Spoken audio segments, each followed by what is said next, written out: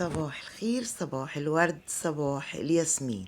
حبايبي المتابعين، اهلا وسهلا بيكم والجزء التاني من طبعا جولتنا في المعدية. ايه الجمال ده؟ بصوا المنظر، ايه الجمال ده. جولتنا النهاردة جولة جميلة زي ما احنا شايفين.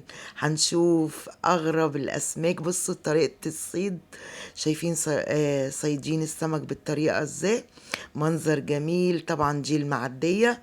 هنا طبعا محلات التنظيف السمك، اللي بينضفوا طبعا السمك. بنشتري السمك وبنوديه لهم، بناخدوه متنضف زي ما احنا شايفين. بينضفوا جميع انواع السمك، بينضفوا الصبيط، بينضفوا الاسماك بجميع انواعها، البولتي والبوري والبربون وجميع انواع الاسماك زي ما احنا شايفين. يعني في خدمة طبعا تنظيف الأسماك حتى مهما كانت الكمية. هنا بقى السوق المعدية. بصوا زي ما احنا شايفين الأسماك بقى، دول بقى بيبيعوا الأسماك الصغيرة غير المزادات طبعا الموجودة برا. غير المزادات طبعا فيها جميع الأسماك الكبيرة والأحجام الكبيرة. هنا بقى الأحجام الصغيرة. واللي بصوا طريقة الصيد ديت، معرفش هما صيدينها ازاي، بس منظرها روعة. بصوا السمك الصغير الجميل طازة، مش قادرة اقول لكم زي ما احنا شايفين.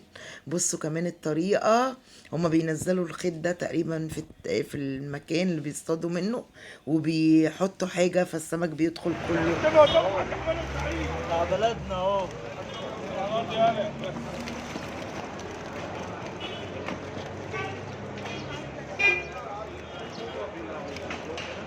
40 ام نوره.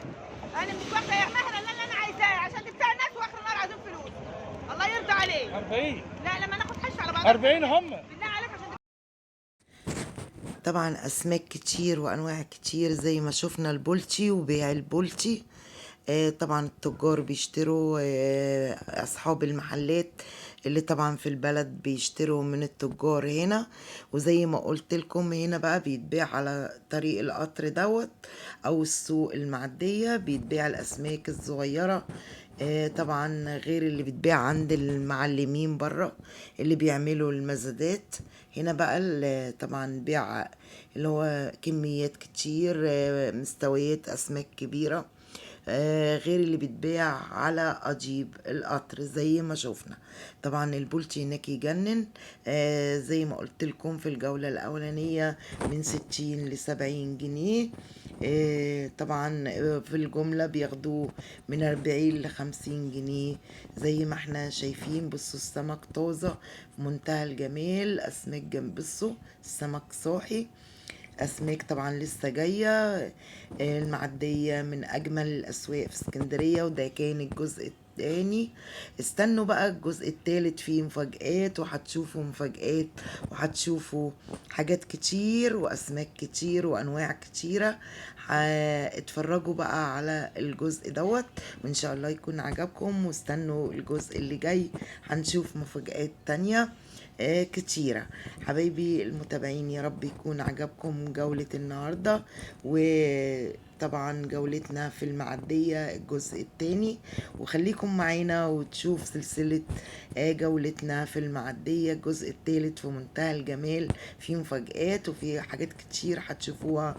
أسماك جميلة وجميع الأنواع، وهنشوف جمبري وسبيط واخطبوط، وهنشوف حاجات كتير جدا. استنونا في الجزء الثالث. يا رب يكون عجبكم جزء النهاردة، وما تنسوناش في اللايك والاشتراك في القناة لو انتم اول مرة تشوفونا وشفتوا قناتنا بالصدفة.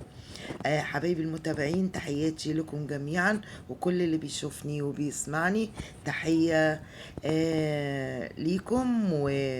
ومقدما شكرا لأي تعليق جميل أي حد كاتبه. شكرا.